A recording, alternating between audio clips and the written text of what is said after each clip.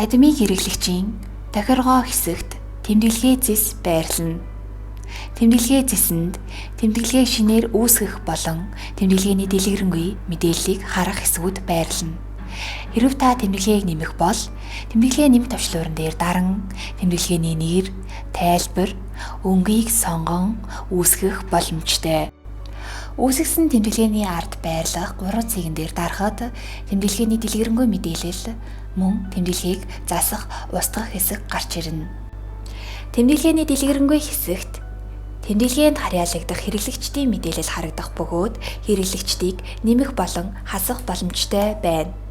Хэрв хэрэглэгч нэмэх бол хэрэглэгч нэмэх товчлуурн дээр даран сургалтад хамрагдах суралцагчдаас өөрийн оноох суралцагчдыг сонгон голын ногоон тэмдэглэгийн дээр дарна ингэснээр таны оноосон суралцагчдыг нэмэх боломжтой. Хэрв хэрэглэгчийг устгах бол өөрийн устгах хэрэглэгчийн өмнө байрлах дөрвөлжин цэгэн дээр дарахад зөвлөгдөнө. Зөвлөгдсөн хэрэглэгчийг хэрэглэгч хасах товчлуурн дээр даран хасах боломжтой.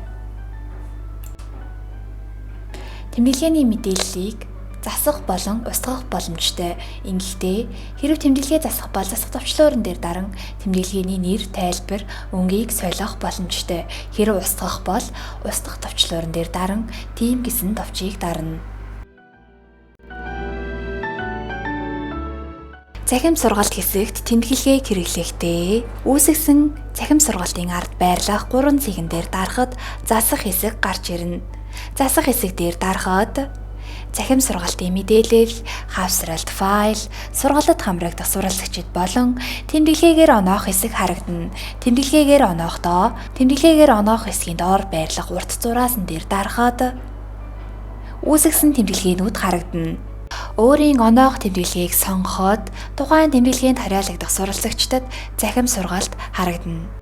Мөн цахим сургаалт хэсэгт тэмдэглээгээр хэрэглэгч оноохдоо сургалт шинээр үүсгэх хэсэгт оноож өгөх боломжтой. Ингэхдээ цахим сургаалтыг шинээр үүсгэн цахим сургаалтын мэдээллийг бөглөн хавсралт файлыг оруулж өгснөөр сургалтад хамрагдах суралцагчдын мэдээлэл харагдана. Ингэхдээ тэмдэглээгээр суралцагчдыг оноож өгөх боломжтой бөгөөд мөн адил тэмдэглээгээр оноох хэсгээс өөрийн сонгох тэмдэглэгийг сонгон нийтлэх боломжтой.